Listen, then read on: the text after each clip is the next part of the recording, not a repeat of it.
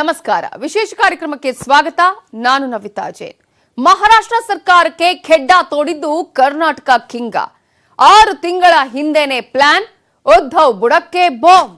ಶಿಂದೆ ಅರ್ಧ ಶತಕದ ಬಲ, ಗಾಡಿ ಪಲ್ಟಿ ಹೊಡೆದಿದ್ಯಾಕೆ? ಮಹಾರಾಷ್ಟ್ರ ಸರ್ಕಾರ ಬುಡಕ್ಕೆ ಬಾಂಬ್ ಇಟ್ಟ ಆ ಮಾಸ್ಟರ್ ಮೈಂಡ್ ಯಾರು ಗೊತ್ತಾ? ಈ ಕುರಿತಾದ ಸ್ಪೆಷಲ್ ರಿಪೋರ್ಟ್ ನಿಮ್ಮ ಮುಂದೆ. ಮಹಾ ಸರ್ಕಾರಕ್ಕೆ ಖೆಡ್ಡಾ ತೋಡಿದ್ದು ಕರ್ನಾಟಕ ಕಿಂಗ್.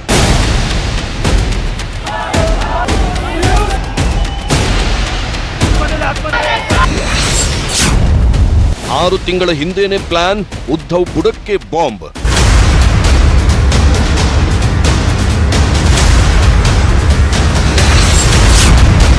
ಶಿಂಧೆ ಅರ್ಧ ಶತಕದ ಬಲ, ಗಾಡಿ ಪಲ್ಟಿ ಹೊಡೆದಿದ್ದೇಕೆ?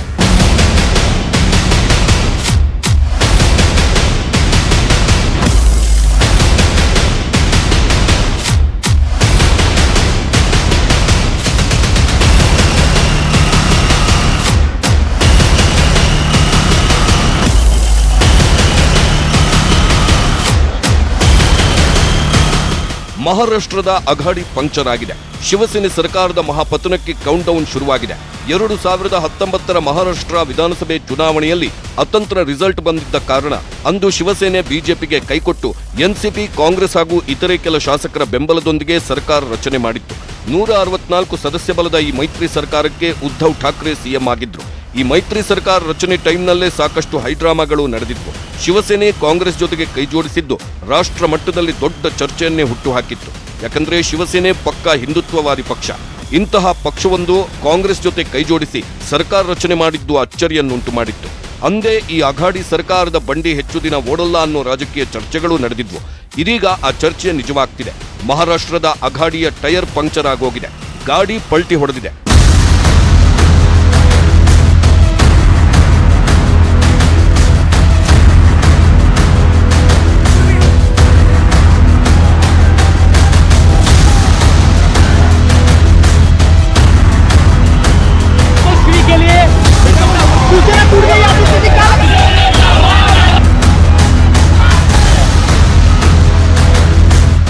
ಹಾಗಾದ್ರೆ ಮಹಾ ಸರ್ಕಾರಕ್ಕೆ ಖೆಡ್ಡಾ ತೋಡಿದ್ದು ಯಾರು? ಏಕನಾಥ್ ಶಿಂಧೆನಾ, ಕರ್ನಾಟಕದ ಆ ಆಪರೇಷನ್ ಸ್ಪೆಷಲಿಸ್ಟ್ ಕಿಂಗ? 6 ತಿಂಗಳ ಹಿಂದೆನೆ ಉದ್ಧವ್ ಬುಡಕ್ಕೆ ಬಾಂಬ್ ಇಟ್ಟಿದ್ರ ಆ ಕಿಂಗ್. ಶಿಂಧೆ ಅರ್ಧ ಶತಕದ ಬಲದ ಹಿಂದಿನ ಆ ಸೀಕ್ರೆಟ್ ಕಹಾನಿಯನ್ನ ಇವತ್ತು ನಾವು ನಿಮ್ಮ ಮುಂದೆ ಇಡ್ತಾ ಇದ್ದೀವಿ ನೋಡಿ.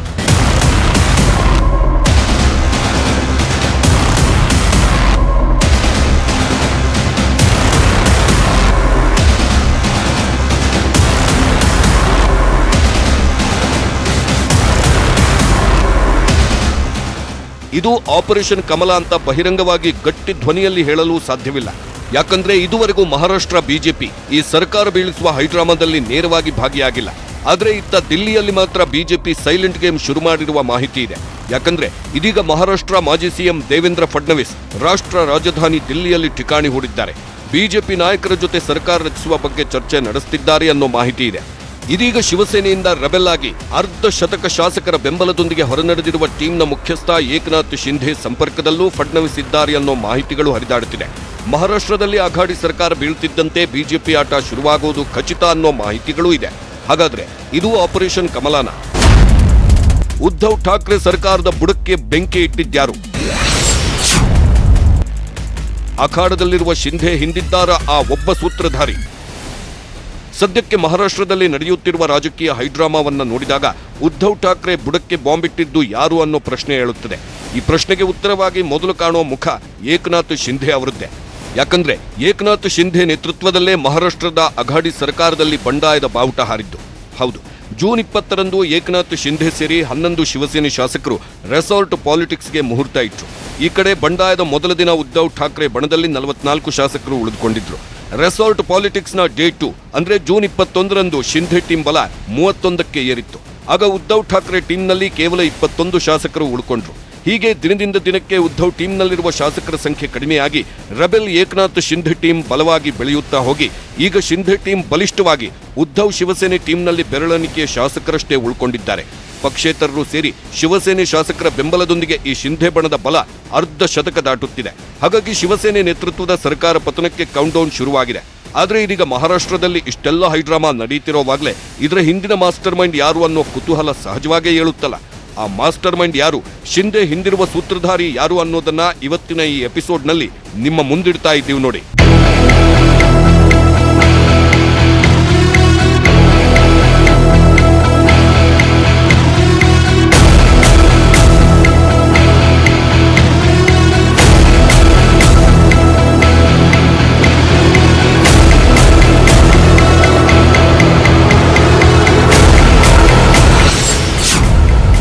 ಮಹಾರಾಷ್ಟ್ರದಲ್ಲಿ ಬೀಡು ಬಿಟ್ಟಿದ್ಯಾಕೆ ರಮೇಶ್? ಸದ್ಯ ಮಹಾರಾಷ್ಟ್ರದಲ್ಲಿ ಅಘಾಡಿ ಪತನವಾಗಿ ಕಮಲ ಅರಳುವ ಸೂಚನೆ ಸಿಕ್ಕಿದೆ. ಈ ಬೆಳವಣಿಗೆಯೊಂದಿಗೆ ಏಕನಾಥ್ ಶಿಂಧೆ ಹೆಸರು ದಿನ ಬೆಳಗಾಗೋದ್ರೊಳಗೆ ರಾಷ್ಟ್ರದಾದ್ಯಂತ ಸದ್ದು ಮಾಡುತ್ತಿದೆ. ಆದ್ರೆ ಈ ಎಲ್ಲ ಮಾಸ್ಟರ್ ಪ್ಲಾನ್ ಹಿಂದಿನ ಮಾಸ್ಟರ್ ಮೈಂಡ್ ಯಾರು ಅನ್ನೋ ಪ್ರಶ್ನೆ ಬಂದಾಗ ಸದ್ಯಕ್ಕೆ 3 ಹೆಸರುಗಳು ಕೇಳಿ ಬರ್ತಿದೆ. ಆ 3 ಹೆಸರಿನ ಪೈಕಿ ಒಂದು ಅಫ್ಕೋರ್ಸ್ ಏಕನಾಥ್ ಶಿಂಧೆ, ಇನ್ನೊಂದು ಹೆಸರು ಫಡ್ನವೀಸ್, 3ನೇ ಹೆಸರು ಕರ್ನಾಟಕದ ಆಪರೇಷನ್ ಕಿಂಗ್ ರಮೇಶ್ ಜಾರಕಿಹೊಳಿ ಅವರದ್ದು. ಎಸ್, ಮಹಾರಾಷ್ಟ್ರದಲ್ಲಿ ಅಘಾಡಿ ಮೈತ್ರಿ ಸರ್ಕಾರದ ಬಂಡಿ ಟೈರ್ ಪಂಕ್ಚರ್ ಆಗ್ತಿದ್ದಂತೆ ಈ ಎಲ್ಲ ಹೈಡ್ರಾಮಾದಲ್ಲಿ ರಮೇಶ್ ಜಾರಕಿಹೊಳಿ ಹೆಸರು ಕೂಡ ತಳುಕು ಹಾಕೊಂಡಿದೆ. ಅದಕ್ಕೆ ಕಾರಣವೂ ಇದೆ.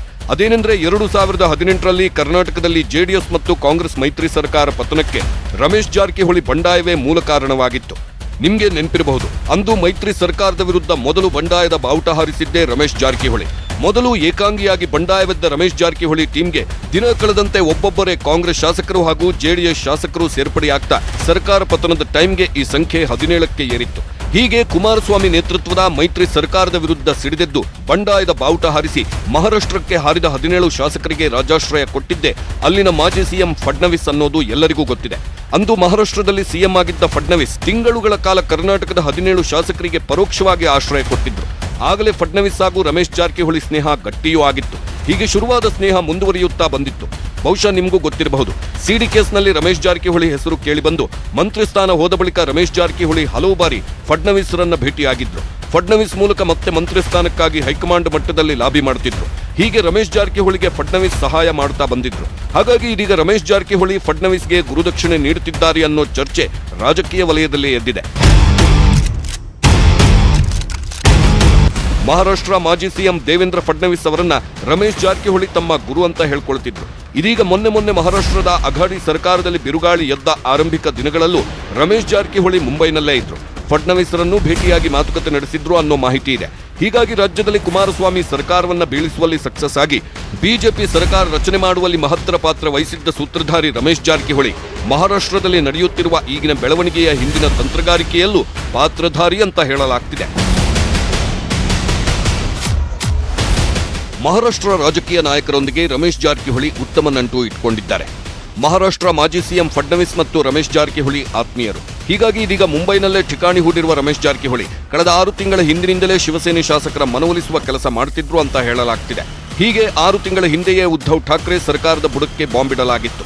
ಅದೀಗ ಸ್ಫೋಟವಾಗಿದೆ ಅಷ್ಟೇ ಅಂತ ಹೇಳಲಾಗ್ತಿದೆ. ತಮ್ಮ ರಾಜಕೀಯ ಗುರು ಫಡ್ನವೀಸ್ ಅವರ ಋಣ ತೀರಿಸಲು ರಮೇಶ್ ಜಾರಕಿಹೊಳಿ ಈಗ ಮುಂಬೈನಲ್ಲೇ ಬೀಡು ಬಿಟ್ಟಿದ್ದಾರೆ. ಹಾಗಾಗಿ ಮಹಾರಾಷ್ಟ್ರ ಅಘಾಡಿ ಸರ್ಕಾರದ ಬುಡಕ್ಕೆ ಬಾಂಬ್ ಇಟ್ಟ ಪ್ರಮುಖರು ವಾರಿ ಏಕನಾಥ್ ಶಿಂಧೆಯಾಗಿದ್ರು ಅವರ ಹಿಂದಿನ ಸೂತ್ರಧಾರಿಗಳಲ್ಲಿ ರಮೇಶ್ ಜಾರಕಿಹೊಳಿ ಹೆಸರು ಪ್ರಮುಖವಾಗಿ ಕೇಳಿಬರುತ್ತಿದೆ.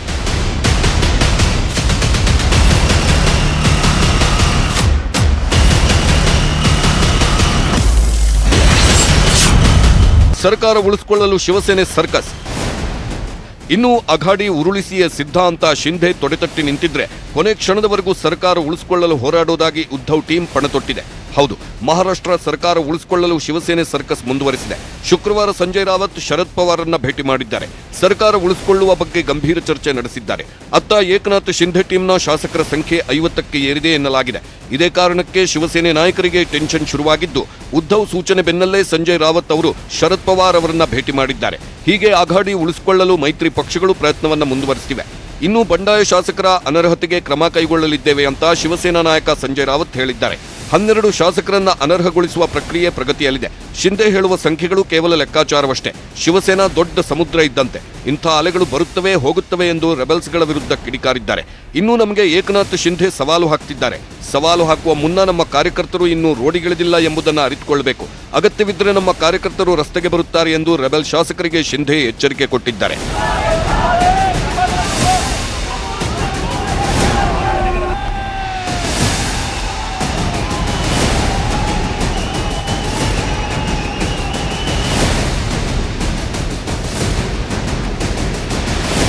के लिए व्हिप जारी करने का क्षमता नहीं है, संख्या नहीं। मैंने इतने कहा ना, ये कानून की लड़ाई है, कानून से होगी।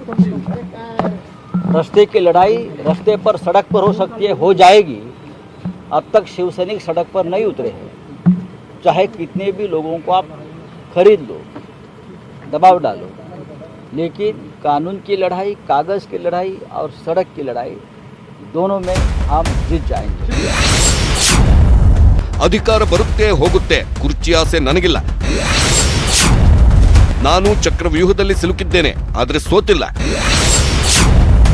ಸಭೆಯಲ್ಲಿ ಭಾವುಕರಾಗಿ ಮಾತನಾಡಿದ ಉದ್ಧವ್ ಠಾಕ್ರೆ, ಕ್ಷಣ ಕ್ಷಣಕ್ಕೂ ಕುತೂಹಲ, ಗಂಟೆಗೊಂದು ಟ್ವಿಸ್ಟ್ ಸಿಗ್ತಾ ಇರೋ ಮಹಾರಾಷ್ಟ್ರ ಪಾಲಿಟಿಕ್ಸ್ ಈಗ ಇಡೀ ರಾಷ್ಟ್ರದ ಗಮನವನ್ನ ತನ್ನತ್ತ ಸೆಳೆದಿದೆ. ಮೇಲಾಗಿ ಮಹಾರಾಷ್ಟ್ರದಲ್ಲಿ ಆಗ್ತಿರುವ ಬೆಳವಣಿಗೆಯೂ ಅನಿರೀಕ್ಷಿತ. ಯಾಕಂದ್ರೆ ಇದುವರೆಗೂ ಎಷ್ಟೋ ರಾಜ್ಯಗಳಲ್ಲಿ ಎಷ್ಟೋ ಸರ್ಕಾರಗಳು ರೆಬೆಲ್ಗಳಿಂದಾಗಿ ಪತನಗೊಂಡ ಉದಾಹರಣೆಗಳಿವೆ. ಆದ್ರೆ ಹೀಗೆ ಒಂದು ಪಕ್ಷದಿಂದ ಬಂಡಾಯ ಎದ್ದು ಹೊರಹೋಗುವ ಶಾಸಕರ ಸಂಖ್ಯೆ ಕಡಿಮೆ ಇರ್ತಾ ಇತ್ತು. ಆದ್ರೀಗ ಮಹಾರಾಷ್ಟ್ರದಲ್ಲಿ ತದ್ವಿರುದ್ಧದ ಬೆಳವಣಿಗೆ ನಡೆಯುತ್ತಿದೆ. ಉದ್ಧವ್ ಠಾಕ್ರೆ ನೇತೃತ್ವದ ಶಿವಸೇನೆಯಿಂದ ಬಹುತೇಕ ಎಲ್ಲಾ ಶಾಸಕರು ಏಕನಾಥ್ ಶಿಂಧೆ ಟೀಮ್ಗೆ ಸೇರಿಯಾಗಿದೆ. ಉದ್ಧವ್ ಠಾಕ್ರೆ ಬಳಿ ಈಗ ಬೆರಳೆಣಿಕೆಯ ಶಾಸಕರಷ್ಟೇ ಉಳಿದುಕೊಂಡಿದ್ದಾರೆ. ಹೀಗಾಗಿ ತಮ್ಮ ಪಕ್ಷದ ರೆಬೆಲ್ ಪಟ್ಟಿ ನೋಡಿ ಮಹಾರಾಷ್ಟ್ರ ಸಿಎಂ ಉದ್ಧವ್ ಠಾಕ್ರೆ ತತ್ತರಿಸಿ ಹೋಗಿದ್ದಾರೆ. ಇಂಥದ್ದೊಂದು ಅನಿರೀಕ್ಷಿತ ಬೆಳವಣಿಗೆಯಿಂದ ಶಾಕ್ಗೆ ಒಳಗಾಗಿದ್ದಾರೆ. ಶುಕ್ರವಾರ ನಡೆದ ಆಪ್ತರ ಜೊತೆಗಿನ ಸಭೆಯಲ್ಲೂ ಉದ್ಧವ್ ಠಾಕ್ರೆ ಭಾವುಕರಾಗಿದ್ರು ಅನ್ನೋ ಮಾಹಿತಿ ಇದೆ. ಶುಕ್ರವಾರ ಉದ್ಧವ್ ಠಾಕ್ರೆ ಆಪ್ತರೊಂದಿಗೆ ಸಭೆ ನಡೆಸಿದ್ರು. ಈ ವೇಳೆ ಮಾತನಾಡಿದ ಉದ್ಧವ್, ಕೊನೆ ಕ್ಷಣದವರೆಗೂ ಹೋರಾಡುತ್ತೇನೆ. ಮಹಾರಾಷ್ಟ್ರ ಜನರಿಗಾಗಿ ರಾಜೀನಾಮೆ ನೀಡಲೂ ಸಿದ್ಧ. ನಾನೀಗ ಚಕ್ರವ್ಯೂಹದಲ್ಲಿ ಸಿಲುಕಿದ್ದೇನೆ, ಆದ್ರೆ ಸೋತಿಲ್ಲ. ಶಿವಸೇನೆ ತತ್ವ ಆದರ್ಶಗಳನ್ನ ಬಲಿಕೊಡಲು ಬಿಡೋದಿಲ್ಲ ಅಂತ ಸಭೆಯಲ್ಲಿ ಭಾವುಕರಾಗಿ ಉದ್ಧವ್ ಠಾಕ್ರೆ ಮಾತಾಡಿದ್ರು. ज्या आमदारांना पुन्हा निवडून यायचं आहे ते आमदार निश्चितच आपल्या भवितव्याचा विचार करतील, फक्त 1.5 आणि 2 वर्षाचा विचार करणार नाही. तुम्हाला आदित्य ठाकरे ಉದ್ಧವ್ ಠಾಕ್ರೆಗೆ ಈಗ ಸರ್ಕಾರ ಉಳಿಸಿಕೊಳ್ಳೋದಕ್ಕಿಂತ ಹೆಚ್ಚಾಗಿ ಪಕ್ಷ ಉಳಿಸಿಕೊಳ್ಳೋದೇ ಸಾಹಸವಾಗಿದೆ. ಯಾಕಂದ್ರೆ ಉದ್ಧವ್ ಠಾಕ್ರೆ ಅನರ್ಹತೆ ಅಸ್ತ್ರ ಪ್ರಯೋಗಿಸುತ್ತಿದ್ದಂತೆ ಏಕನಾಥ್ ಶಿಂಧೆ ಲೆಟರ್ ಬಾಂಬ್ ಸಿಡಿಸಿದ್ದಾರೆ. ಉದ್ಧವ್ ಠಾಕ್ರೆ ವಿರುದ್ಧ ಬಂಡಾಯವೆದ್ದ ಏಕನಾಥ್ ಶಿಂಧೆ ಈಗ ಶಿವಸೇನೆ ಪಕ್ಷವನ್ನೇ ಹೈಜಾಕ್ ಮಾಡಲು ಹೊರಟಿದ್ದಾರೆ. ಶಿಂಧೆಯೇ ನಮ್ಮ ಶಾಸಕಾಂಗ ನಾಯಕ ಎಂದು 37 ರೆಬೆಲ್ ಶಾಸಕರು ಬರೆದು ಸಹಿ ಹಾಕಿರುವ ಪತ್ರವನ್ನ ರಾಜ್ಯಪಾಲರು ಮತ್ತು ಉಪಸಭಾಪತಿಗೆ ರವಾನೆ ಮಾಡುವ ಬೆಳವಣಿಗೆಗಳು ನಡೆದಿದೆ. ಶಿವಸೇನೆ ಪಕ್ಷದ ಶಾಸಕಾಂಗ ನಾಯಕ ನಾನೇ, ಈ ಬಗ್ಗೆ ದೃಢೀಕರಿಸುವಂತೆ ಉಪಸಭಾಪತಿಗೆ ಶಿಂಧೆ ಪತ್ರವನ್ನು ಬರೆದಿದ್ದಾರೆ. ಈ ಪತ್ರದಲ್ಲಿ ಭರತ್ ಶೆಟ್ ಗೊಗ್ವಾಲೆ ಅವರನ್ನ ಪಕ್ಷದ ಮುಖ್ಯ ಸಚೇತಕರಾಗಿ ನೇಮಿಸಿ ಎಂದು ಏಕನಾಥ್ ಶಿಂಧೆ ಪತ್ರ ಬರೆದಿದ್ದಾರೆ. ಇದು ಉದ್ಧವ್ ಠಾಕ್ರೆಯನ್ನ ಕೆರಳಿಸಿದ್ದು ಮಾತ್ರವಲ್ಲ, ಆತಂಕಕ್ಕೀಡು ಮಾಡಿದೆ. ಯಾಕಂದ್ರೆ ಈಗ ಶಿವಸೇನೆ ಪಕ್ಷದ 40ಕ್ಕೂ ಹೆಚ್ಚು ಶಾಸಕರು ಶಿಂಧೆ ಬಣ ಸೇರಿಯಾಗಿದೆ. ಹೀಗಾಗಿ ಶಿವಸೇನೆ ಪಕ್ಷದ ಹಿಡಿತವನ್ನೇ ಕಳೆದುಕೊಳ್ಳುವ ಆತಂಕದಲ್ಲಿದ್ದಾರೆ ಉದ್ಧವ್ ಠಾಕ್ರೆ. ಸದ್ಯದ ಪರಿಸ್ಥಿತಿಯನ್ನ ನೋಡಿದ್ರೆ ಏಕನಾಥ್ ಶಿಂಧೆ ಮತ್ತು ಅವರ ಜೊತೆಗಿರುವ ಶಿವಸೇನೆ ಶಾಸಕರು ಸುಲಭವಾಗಿ ಪಕ್ಷಾಂತರ ನಿಷೇಧ ಕಾಯ್ದೆಯಿಂದ ಬಚಾವಾಗುವ ಸಾಧ್ಯತೆಗಳಿವೆ. ಯಾಕಂದ್ರೆ ಪಕ್ಷಾಂತರ ನಿಷೇಧ ಕಾಯ್ದೆ ಒಂದು ಪಕ್ಷದಿಂದ 2/3 ಶಾಸಕರು ಹೊರನಡೆದರೆ ಅನ್ವಯವಾಗಲ್ಲ. ಇದೀಗ ಮಹಾರಾಷ್ಟ್ರದಲ್ಲಿ ಶಿವಸೇನೆಯ 55 ಶಾಸಕರ ಪೈಕಿ 2/3 ಅದಕ್ಕಿಂತ ಹೆಚ್ಚಿನ ಶಾಸಕರು ಶಿಂಧೆ ಜೊತೆಗೆ ಬಂಡಾಯ ಸಾರಿದ್ದಾರೆ, ಶಿಂಧೆ ಕ್ಯಾಂಪ್ ಸೇರಿದ್ದಾರೆ. ಹೀಗಾಗಿ ಇದೀಗ ಶಿಂಧೆಗೆ ಶಿವಸೇನೆ ಪಕ್ಷವನ್ನೇ ಹೈಜಾಕ್ ಮಾಡುವ ಅವಕಾಶವೂ ಇದೆ. ಚುನಾವಣಾ ಆಯೋಗಕ್ಕೆ ಮನವಿ ಸಲ್ಲಿಸಿ ಶಿವಸೇನೆ ಪಕ್ಷದ ಚಿಹ್ನೆಯನ್ನೇ ಶಿಂಧೆ ಪಡೆಯಬಹುದು. ಒಂದು ವೇಳೆ ಚುನಾವಣಾ ಆಯೋಗ ಶಿಂಧೆ ಮನವಿಯನ್ನ ಪುರಸ್ಕರಿಸಿ ಶಿವಸೇನೆಯ ಲಾಂಛನವನ್ನ ಶಿಂಧೆ ಬಣಕ್ಕೆ ಕೊಟ್ಟು ಪಕ್ಷ ಎಂದು ಮಾನ್ಯತೆ ಮಾಡಿದ್ರೆ ಆಗ ಉದ್ಧವ್ ಠಾಕ್ರೆ ಶಿವಸೇನೆ ಪಕ್ಷದ ಮೇಲಿರುವ ತಮ್ಮ ಸಂಪೂರ್ಣ ಹಿಡಿತ ಕಳೆದುಕೊಳ್ಳುವ ಸಾಧ್ಯತೆ ಇರುತ್ತೆ. ಅಲ್ಲಿಗೆ ತಂದೆ ಬಾಳಾಸಾಹೇಬ್ ಠಾಕ್ರೆ ಕಟ್ಟಿದ ಪಕ್ಷ ಮಗ ಉದ್ಧವ್ ಠಾಕ್ರೆ ಕೈಯಿಂದ ಬೇರೊಬ್ಬರ ಕೈಗೆ ಹೋಗಬಹುದು. ಹೀಗಾಗಿ ಇದೀಗ ಉದ್ಧವ್ ಠಾಕ್ರೆಗೆ ಸರ್ಕಾರ ಪತನದ ಆತಂಕಕ್ಕಿಂತ ಹೆಚ್ಚಾಗಿ ಪಕ್ಷದ ಹಿಡಿತ ಕೈತಪ್ಪುವ ಆತಂಕ ಹೆಚ್ಚಾಗಿದೆ.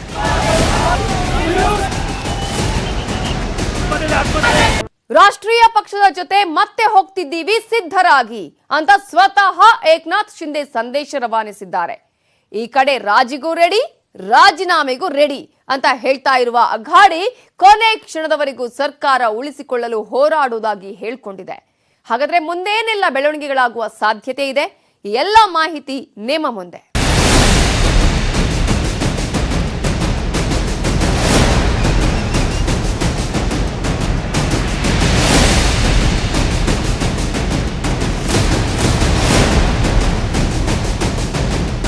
ಮಹಾರಾಷ್ಟ್ರದಲ್ಲಿ ನಡೆಯುತ್ತಿರುವ ಎಲ್ಲ ರಾಜಕೀಯ ಬೆಳವಣಿಗೆಯಿಂದ ಬಿಜೆಪಿ ಅಂತರ ಕಾಯ್ದುಕೊಂಡಿದೆ. ಎಲ್ಲೂ ಕೂಡ ರೆಬೆಲ್ ಶಾಸಕರ ಜೊತೆಗೆ ಬಿಜೆಪಿ ಕಾಣಿಸಿಕೊಂಡಿಲ್ಲ. ಅಂದು ಕರ್ನಾಟಕದಲ್ಲಿ ಇಂತಹದ್ದೇ ಬೆಳವಣಿಗೆಗಳು ಆದಾಗ ರೆಬೆಲ್ ಶಾಸಕರ ಜೊತೆ ಏರ್ಪೋರ್ಟ್ನಲ್ಲಿ ಬಿಜೆಪಿಯ ಕೆಲ ಮುಖಂಡರು ಕಾಣಿಸಿಕೊಂಡಿದ್ರು.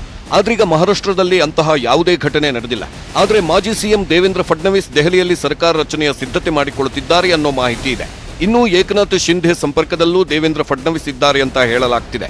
ಮಗದೊಂದು ಕಡೆ ಸ್ವತಃ ರೆಬೆಲ್ ಶಾಸಕ ಮಹಾರಾಷ್ಟ್ರ ಅಘಾಡಿ ಸರ್ಕಾರದ ಬುಡಕ್ಕೆ ಬೆಂಕಿ ಇಟ್ಟ ಏಕನಾಥ್ ಶಿಂಧೆ ರಾಷ್ಟ್ರೀಯ ಪಕ್ಷದ ಜೊತೆಗೆ ಹೋಗ್ತಿದ್ದೀವಿ ಸಿದ್ಧರಾಗಿ ಅಂತ ಬಂಡಾಯ ಶಾಸಕರಿಗೆ ಸಂದೇಶ ರವಾನಿಸಿದ್ದಾರೆ.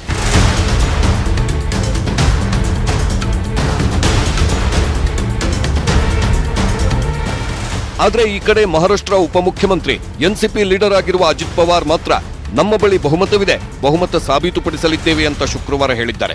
ಆದ್ರೆ ವಾಸ್ತವ ಈ ಹೇಳಿಕೆಗೆ ವಿರುದ್ಧವಾಗಿದೆ. ಸದ್ಯ ಉದ್ಧವ್ ಠಾಕ್ರೆ ಮುಂದಿರುವ ಆಯ್ಕೆ ಏನು ಅಂತ ನೋಡೋದಾದ್ರೆ ಮೊದಲ ಆಪ್ಷನ್ ಸದನ ಕರೆದು ವಿಶ್ವಾಸಮತ ಸಾಬೀತುಪಡಿಸುವುದು. ಆದ್ರೆ ಶಿವಸೇನೆಯ 40ಕ್ಕೂ ಹೆಚ್ಚು ಶಾಸಕರು ಶಿಂಧೆ ಟೀಮ್ ಸೇರಿರೋದ್ರಿಂದ ವಿಶ್ವಾಸಮತ ಸಾಬೀತುಪಡಿಸುವುದು ಸುಲಭವಿಲ್ಲ. ಇನ್ನೂ ಬಹುಮತ ಇಲ್ಲ ಅನ್ನೋದು ಗೊತ್ತಿರುವ ಕಾರಣ ಉದ್ಧವ್ ಠಾಕ್ರೆ ರಾಜೀನಾಮೆಯನ್ನೂ ಕೊಡಬಹುದು. ಈಗಾಗಲೇ ಉದ್ಧವ್ ಠಾಕ್ರೆ ಸಿಎಂ ನಿವಾಸವನ್ನ ತೊರೆದಿದ್ದಾಗಿದೆ. ಮಾನಸಿಕವಾಗಿ ರಾಜೀನಾಮೆಗೆ ಸಿದ್ಧ ಅನ್ನೋದನ್ನ ಮತ್ತು ಅಘಾಡಿ ಉಳಿಸಿಕೊಳ್ಳೋದು ಕಷ್ಟ ಅನ್ನೋದನ್ನ ಉದ್ಧವ್ ಠಾಕ್ರೆಯ ಈ ಒಂದು ನಿರ್ಧಾರವೇ ಸ್ಪಷ್ಟಪಡಿಸುತ್ತಿದೆ. ಇನ್ನು ಶಿಂಧೆ ಬಣದ ಜೊತೆಗೆ ಉದ್ಧವ್ ಠಾಕ್ರೆ ರಾಜಿ ಮಾಡಿಕೊಳ್ಳುವ ಆಯ್ಕೆಯೂ ಇದೆ. ಆದ್ರೆ ಈ ರಾಜಿ ಸಂಧಾನಕ್ಕೆ ಏಕನಾಥ್ ಶಿಂಧೆ ಒಪ್ಪಿಕೊಳ್ಳುವ ಸಾಧ್ಯತೆ ಕಡಿಮೆ ಇದೆ. ಇನ್ನು ವಿಧಾನಸಭೆಯನ್ನ ವಿಸರ್ಜನೆ ಮಾಡಬಹುದು ಅಥವಾ ಸಮಯ ಕೇಳಿ ಅತೃಪ್ತರ ಮನವೊಲಿಸುವ ಕೆಲಸವನ್ನೂ ಮಾಡಬಹುದು. ಒಟ್ಟಾರೆ ಸದ್ಯಕ್ಕೆ ಇಷ್ಟು ಆಯ್ಕೆಗಳು ಉದ್ಧವ್ ಠಾಕ್ರೆ ಮುಂದಿದೆ.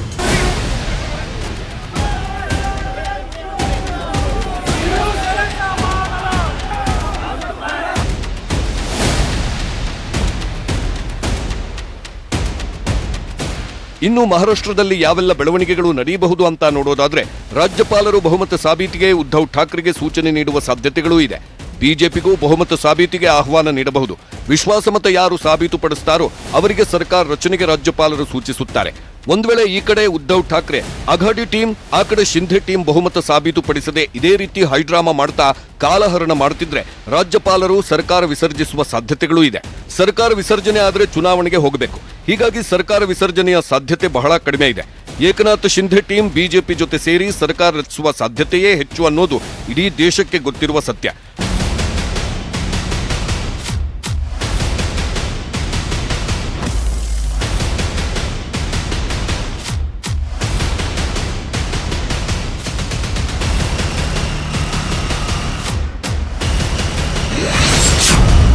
ಕಾಂಗ್ರೆಸ್ ಎನ್ಸಿಪಿ ಜೊತೆಗೆ ಮೈತ್ರಿ ಮುರಿಯಲು ಸಿದ್ಧ.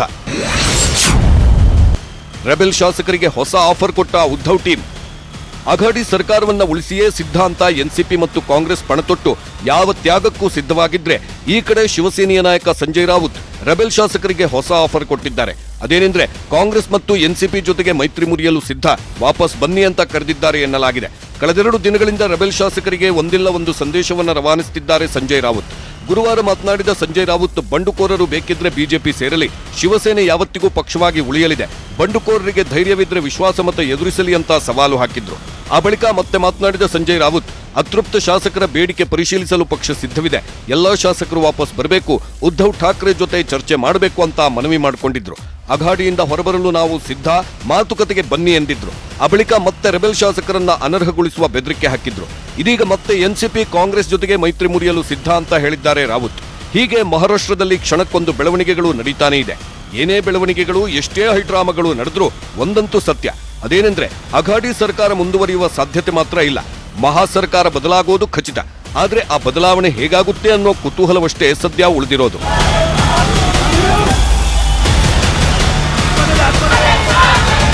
ನೋಡಿದ್ರಲ್ಲ, ಮಹಾ ಸರ್ಕಾರದಲ್ಲಿ ಏನಾಗ್ತಾ ಇದೆ, ಏಕನಾಥ್ ಶಿಂಧೆ ಯಾವ ರೀತಿಯ ನಿರ್ಧಾರ ಕೈಗೊಳ್ತಾರೆ ಅನ್ನೋದನ್ನ ಕಾದ್ ನೋಡಬೇಕು ಅಂತ ಹೇಳ್ತಾ ಈ ಹೊತ್ತಿನ ಸ್ಪೆಷಲ್ ಅನ್ನ ಮುಗಿಸ್ತಾ ಇದ್ದೀವಿ.